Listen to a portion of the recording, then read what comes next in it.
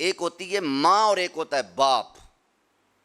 اب حالت یہ ہے ماں کے ساتھ کچھ اولاد کی کلوزنگ ہوتی ہے، قریب قریب رہتے ہیں۔ جو باپ ہوتا ہے نا وہ تو آج کل یقین جانو دشمن بن گیا ہے۔ نبی کریم علیہ السلام نے ارشاد فرمایا قیامت کی نشانیوں میں سے ایک نشانی یہ ہے کہ ادنا صدیقہ و اقصی اباہ۔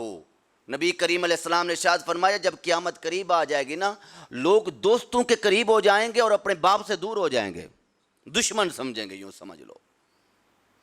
آج حالت یہی ہے۔ باپ کبھی کبھی دیکھیں ماں کی بھی ذمہ داری ہے، کبھی کبھی ماں بھی غلط پٹی پڑھاتی ہے۔ میں معذرت سے کہہ رہا ہوں اور سچی بات کہہ رہا ہوں۔ اگر ماں کہتی رہے نا اولاد کو تیرا ابا چنگا کوئی نہیں، یہ ہے وہ ہے، تو اولاد کے دل میں خود بخود نفرت پیدا ہو جاتی ہے۔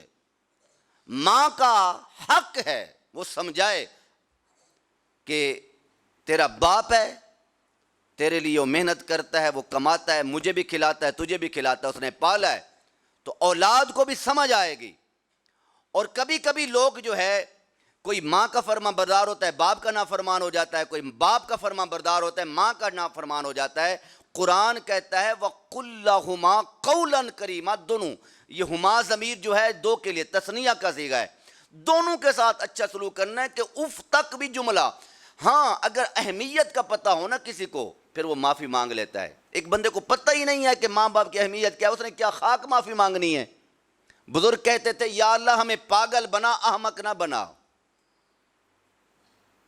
ہمیں پاگل بنا دے احمق نہ بنا۔ کس نے پوچھا حضور یہ کیا ہوتا ہے پاگل اور احمق؟ وہ فرماتے تھے پاگل سے قیامت کے دن حساب کتاب نہیں ہوگا، عقل ہی نہیں ہے، وہ مکلف ہی نہیں ہے دین کا۔ لیکن جو احمق ہے، بے وقوف ہے، وہ اس کو غلطی کا احساس نہیں ہوتا۔ اور کچھ بد نصیب ایسے ہوتے ہیں غلطیاں کر لیتے ہیں احساس ہی نہیں ہوتا۔